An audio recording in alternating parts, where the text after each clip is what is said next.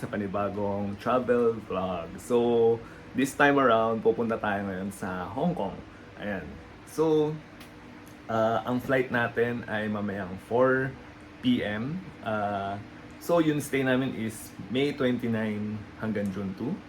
Pero ako kasi, yun sa family ko, yun sa mga siblings ko kasi galing sila sa Philippines. So, maaga sila. Actually, kanina yung flight nila mga 7 a.m. Ayun. Ako, mamaya pa ako. So, hindi ko na may enjoy yung May 29 ko. So, parang lumalabas 30, 31, 1, and 1. So, 3 days lang ako mag-enjoy doon. No? Kasi yung June 2 ko, uuwi na ako agad. Ayan. Uwi ako ng umaga. Ayun. So, ngayon pala naka-vacation ako kasi nag-resign ako sa work ko. And then, ayun. So, may 9 days ako to enjoy the free time bago ang hirap at laban ulit. Ayun. So, punta kami ng Hong Kong. Punta kami sa Disneyland, sa Ngongping. Ayun. And Ocean Park. Ayun. Sana mag-enjoy, no? Sana maganda na. Yung 2019 pala, pumunta kami doon. Hindi namin na-enjoy kasi may rally na nangyayari during that time. Ayun. So, parang ang daming closed down and maaga kami umuwi kasi nakakatakot eh.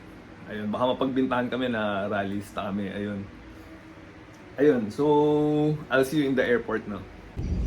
Ayan guys, nandito na ako sa airport. Nag-aantay ako ng pag-open yung gate, no? Actually, itong nasa likod ko, yun din yung gate namin. Pero ano to, bound to Manila. So, mamaya pa yun sa amin eh. 4 o'clock pa. So, around 2 o'clock pa lang ngayon. Ayan.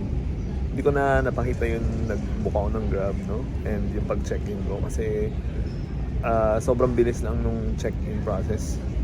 And naka-hand carry lang pala ako. Wala akong luggage. And then, yung immigration dito, sobrang automated. Ayan. So, mamaya nandyan na ako. Yun lang. So, I'll see you in Hong Kong Airport. Alright guys, so nandito na ako ngayon sa airport ng Hong Kong. Sakay ako ngayon ng Airport Express. Eto. Ayan, yan yung Airport Express. So, nakabook na ako sa Klook ng ticket. So, antayin ko na lang. Diretso na ako. Hindi na pala ako nag-baggage claim kasi wala akong baggage, no? Ayan. So, I'll see you guys mamaya sa Airbnb na, no? So, ito yung Airport Express. Ito yung train. Okay, so nag-aantay umandar yung train. Hindi ko alam kung tama to kasi bumili ako ng ticket and sa Klook. So, pero hindi ako nag-scan ng ticket. So, weird. Ayan. So, anyway, hindi ko alam.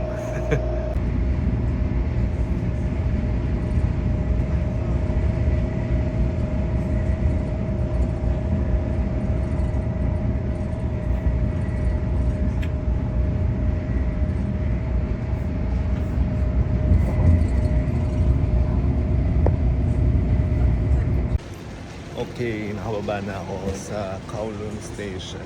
And so sa labas, paglabas mo pala, tsaka may scan yung QR code. Ayun. Now I know. So hanapin mo na yung toilet. Ayan. Okay guys, so ako Uber X, no? Ayoko mag-taxi dito kasi baka maloko tayo. Ayan. So, gamit ako ng Uber. Parang Grab nila yun. Ayun. So, nag-wait ako ngayon for pick-up. Ayan guys. So, ito yung Uber ko. Nakatest na. Uber.